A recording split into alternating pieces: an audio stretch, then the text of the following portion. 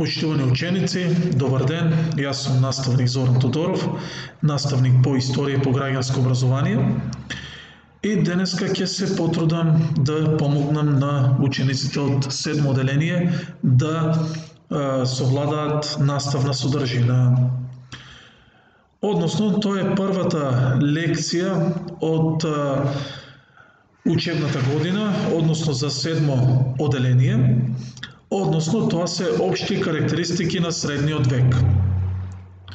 Веќе добро знаете, кога учевте во 6 отделение, кажавме дека кај секој век има посебни карактеристики. Па така, карактеристика за стариот век беше робовладетелското уредување, а ние да видиме кои се главните карактеристики на средниот век, бидејќи вие во 7 отделение ќе ги учите сите најважни настани кои што се случиле во средниот век. Сега, прво да видиме од кога започнува средниот век. Ако се сеќавате, а тоа беше последна лекција од 6 отделение, лани учевте за пропаѓањето на римската држава. Па така, ако се сеќавате, во 395 година Римската империја беше поделена од страна на римскиот владетел Теодосиј, кој што ја подели неговата империја на неговите двајца синови Аркадиј и Хонорий, и империјата беше поделена на Западно и на Источно Римско царство. Западното Римско царство се соочи со проблеми за време на големата преселба на народите, па така во 476 година беше освоено од страна на варварските племиња и дојде до пропаст на Западното Римско царство. Па така, историчарите пропаѓањето на Западното Римско царство го истакнуваат со започнување на почетокот на средниот век. Значи, со пропаѓањето на Западното Римско царство во 476 година практично започнува средниот век. Сега, она што е важно и она што е интересно да се знае, дека се знае нели кога започнува средниот век, меѓутоа има големи полемики од кога до кога трае. Различни историчари на различен начин, значи го датираат крајот на средниот век. Според едни историчари средниот век завршува со големите географски откритија, според некои историчари завршува со англиската револуција, според некои завршува со француската револуција, но како и да е, треба да се знае дека практично средниот век завршува со завршувањето на феодализмот, а тоа е некаде од прилика после француската буржоаска револуција. Главна карактеристика на средниот век е феодалното уредување. Значи, феодалното уредување е по-напредно општество од робовладетелското уредување. Во робовладетелското уредување имавме робови и робовладетели, односно робовладетелите ја држаа земјата, а робовите ја обработуваа, додека во феодалното општество имаме феодалци и закрепостени селани, и тука феодалците се тие кои што ја држат земјата, а закрепостените селани ја работат земјата. Имотите на феодалците се нарекуваат феуд и од тука доаѓа терминот феодализам или феодално општество. Понатаму ќе видиме како е концепирано ова феодално општество. Сега, да видиме каква е периодизацијата на средниот век. Средниот век се дели на ран развиен и на доцен среден век, односно ран развиен и доцен феодализам. Раниот трае од 5 до 11 век и тоа е период кога започнува да се појавува феодализмот и период кога практично се развива феодализмот. еве нели што е карактеристично за етапата на раун феудализам. Гледате, тука имате напади на варварски племиња, освојување на градови и така натаму. Тука веќе имате промена, нели, кога робовите повеќе не се робови, кога стануваат селани, тука имате работна рента, односно селаните мора неколку дена во годината да работат за феудалецот. И ова е период кога се зајакнува црквата. Само момент.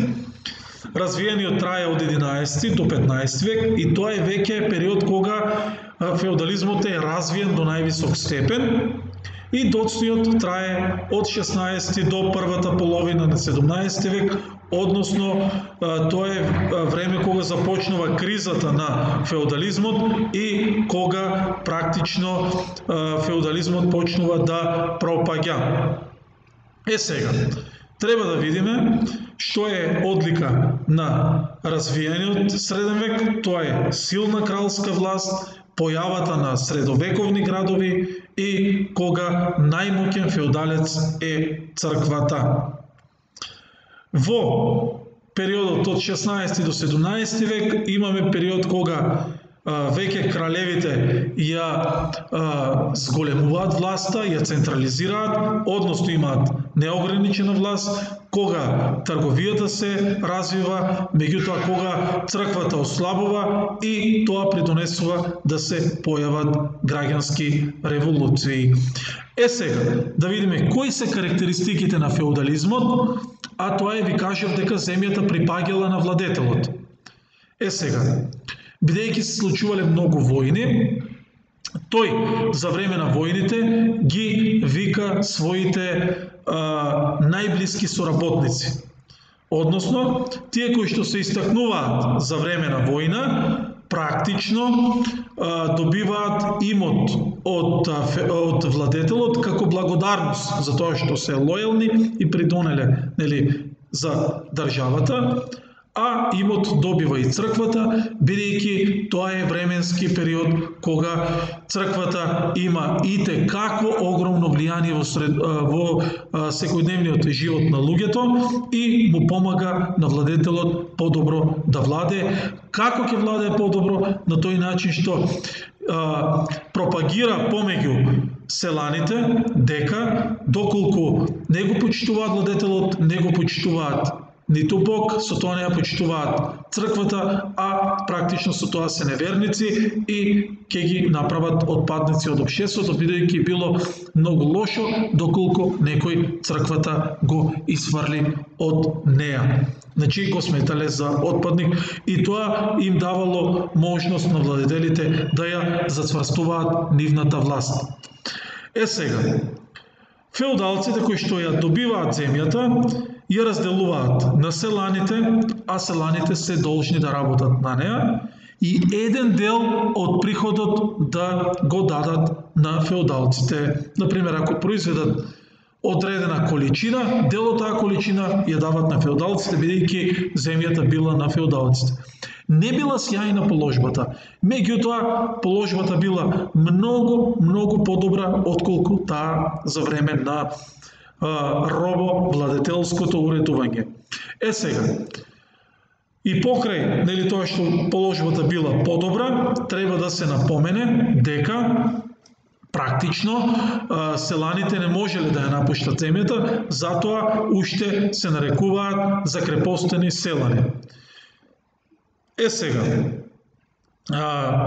тоа е период кога се појава така наречено вазалско уредување, односно, например, бидејќи државата е крупна и голема, владетелот поставува управници на државата кои што владеат во негово име. Тие управници се нарекуваат вазали.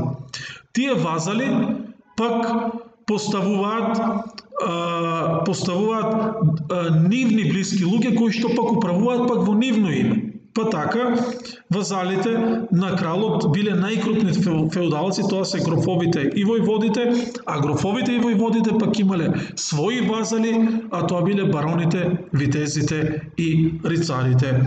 Отприлика, тие се најважните работи или најзначајните карактеристики за средниот век. Ете, отприлика, како изгледа еден феудален имот. Го гледате дворецот или замокот на феудалецот, а тука е селото, односно селаните каде што живеат и еве ги имотите каде што тие работат. Гледате, цел огромен имот кој што му припаѓа на феудалецот. Ете, отприлика како изгледа општественото уредување или скалата. Имате крал кој што има најблиски соработници, а на најниската скала се селаните кои што работат за сите овие овде горе да уживаат. Кои се главни символи на кралот? Гледате, има кралска круна, кралска црковна титула и кралски жезол. Еве, овај жезол, нешто како вид на железо, кој што го одликува кралот. Еве отприлика како се облекувале благородниците, се облекувале така малку по, да кажем, луксузно, за разлика од селаните, и делеле од нивниот изглед. Еве ви како изгледа едно средовековно оружје, стрела, лак, самострел, имате меч, имате, гледате, шлемови, односно имало и штит, и тоа било главното оружје. Ви кажав дека црквата имала итекако голема улога и таа ќе представува најголем феудалец, бидејќи многу често владетелот ја дарувал црквата, бидејќи таа му помагала подобро да владее. Еве ви еден манастир кој што огромен, кој што имали своји имоти на кои што работеле селани и на тој начин го одржувале манастирот. Еве како изгледаат селаните од средниот век. А ова, еден имот селски, гледате, имате амбар, имате куќе, гледате отприлика како куќите изгледала долу животните, горе спиеле, тука го поминувале дневниот престој, сега тоа е незамисливо, меѓутоа така изгледал животот во тој временски период. Отприлика тоа е тоа, се надевам дека ова што го зборувавме, дека беше јасно и дека ви помогна да совладате дел од наставната содржина, а ние ќе се видиме со друго видео и со друга лекција.